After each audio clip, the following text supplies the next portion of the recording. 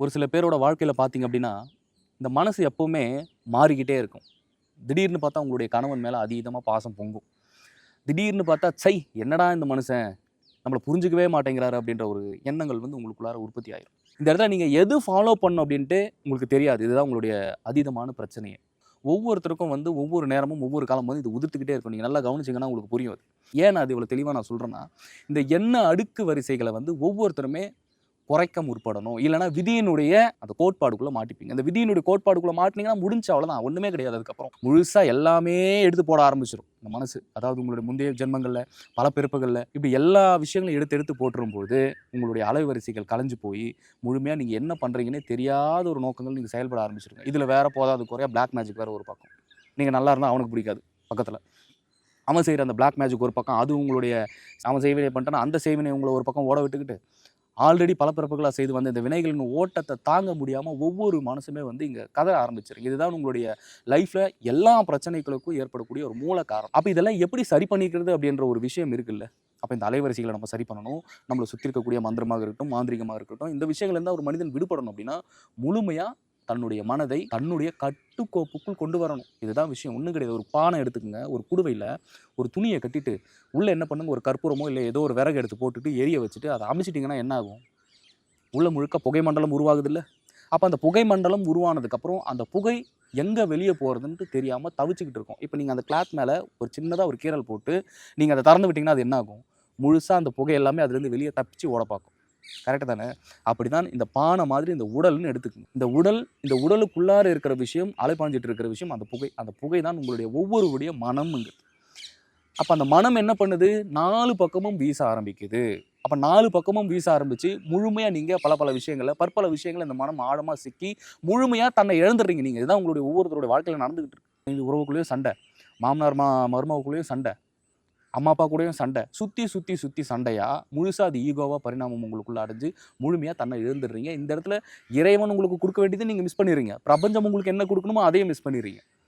அப்ப பிரபஞ்சமும், இறைவனும் எப்பவுமே உங்களுக்கு குடுக்குறதுக்கு தயாரா தான் இருக்காங்க. ஆனா உங்களுடைய மனசு தான் உங்களுடைய கட்டுக்கோப்புல இல்ல. உங்களுடைய கண்ட்ரோல்ல இல்ல. அப்பேற்பட்ட மனச நீங்க தன்னுடைய வசத்துக்கு நீங்க கொண்டு வரும்போது தான், பரபிரம்மமாய் இறைவன் இருக்கும்போது, அவர் எப்பொழுதுமே உங்களுடைய இருக்கட்டும், உங்களுடைய விதிகளாக இருக்கட்டும், அது மாற்றக்கூடிய சக்தி வல்லமை அவருக்கு தான் இருக்கு.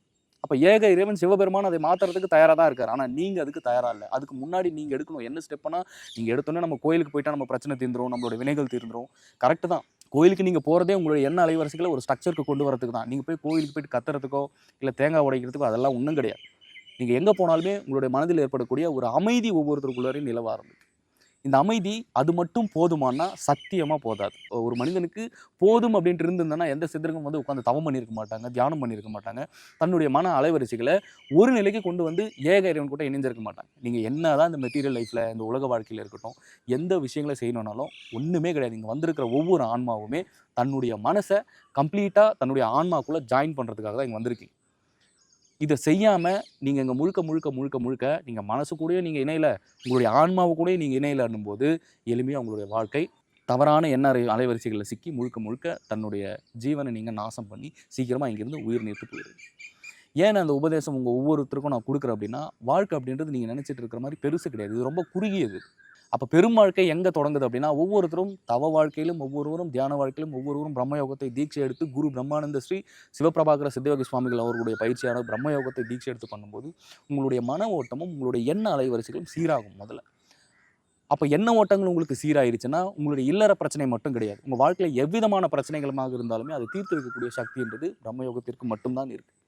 ஸோ ஒவ்வொருத்தருமே இந்த பிரச்சனைகள பத்தி நினைச்சுக்கிட்டு இருக்காம, கணவன் மனைவிக்கு சண்டை, 2 பேருக்கும் அந்த வைப்ரேஷன் செட் ஆகல, இந்த ஃப்ரீக்வென்சி செட் ஆகல அப்படின்றத முதல்ல மாத்த பாருங்க. எதிர்ல இருக்கிறவங்களுடைய கணவர நீங்க மாத்த முடியாது.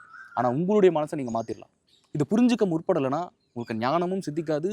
வாழ்ற வாழ்க்கை நரகமா போயிரும். ஏன்னா நான் நெறைய வீடியோக்கள்ல உங்களுக்கு முந்தைய வீடியோக்கள்ல நான் சொல்லியிருக்கேன். ஒவ்வொருத்தருடைய எண்ண அலைவரிசைகளுடைய பதிப்புகளும், ஒவ்வொருத்தருடைய இந்த கர்ம பதிப்புகளுமே முழுமையா பார்த்தீங்கன்னா, முழுமையா உங்கள ஆட்கொண்டு அதுக்கேத்த நகர்வுகளுக்கு ஏற்ப உங்கள நகர்த்திக்கிட்டே இருக்கு. அப்போ ஒரு ஆன்மா இங்க பிறப்பெடுக்குதுன்னா, அந்த ஆன்மா எந்த மாதிரியான விஷயங்கள் எல்லாமே இங்க ஃபேஸ் பண்ணிக்கிட்டு இருக்கு.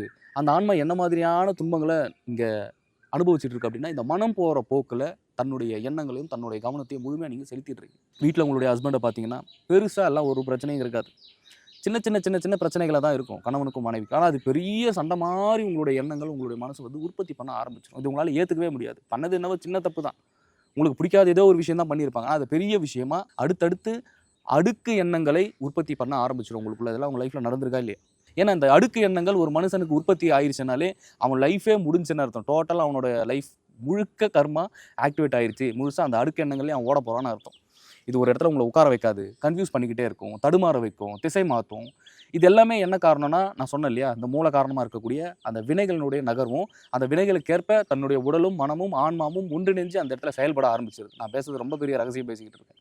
அப்போ இந்த மாதிரி இருக்கும்போது உலக வாழ்க்கையில் இந்த மெட்டீரியல் லைஃபை தன்னுடைய வாழ்க்கையை எப்படி நம்ம மேம்படுத்துறதுன்னு தெரியாமல் இருக்கீங்க. இது இப்படியே போச்சுன்னா ஒன்றுமே பண்ண முடியாது, முடிஞ்சு. ஏன்னா 20 வயசில் கல்யாணம் பண்ணுறீங்க, அதுக்கப்புறம் நீங்கள் வாழ போகிற வாழ்க்கை இன்னும் ஒரு 40 வருஷம். இந்த 40 வருஷத்துலையுமே ஒரு மனுஷன் எப்பவுமே இந்த நெகட்டிவான எண்ண அலைவரிசைகளை, இந்த நெகட்டிவான விஷயங்களை ஒரு மனுஷனுக்குள்ளே ஓடிச்சுன்னா அவன் எங்கிருந்து ஒரு நிம்மதியோ, ஒரு மன நிம்மதியோ, இல்லை மோட்ச முக்தியோ, இல்லை தனக்கு உண்டான தேவைகளை இங்கே பூர்த்தி செஞ்சுக்கிட்டு வாழ்கிறதுக்கு உண்டான ஒரு சூழ்நிலை உருவாகும் சொல்லுங்க பார்ப்போம். அப்போ உங்களுடைய மனசை ஒரு ஸ்ட்ரக்சருக்கு நீங்கள் கொண்டு வந்துரும்போது எளிமையாக இங்கே எல்லா விஷயமுமே ஏக இறைவனாக இருக்கக்கூடிய சிவபெருமானும் சரி, சித்தர்களும் சரி, எளிமையாக உங்களுடைய பிரச்சனைகளும் சரி, எந்த விதமான வினைகளாக இருந்தாலும் சூழ்நிலைகளும் மாற்றக்கூடிய சக்தி இருக்குது.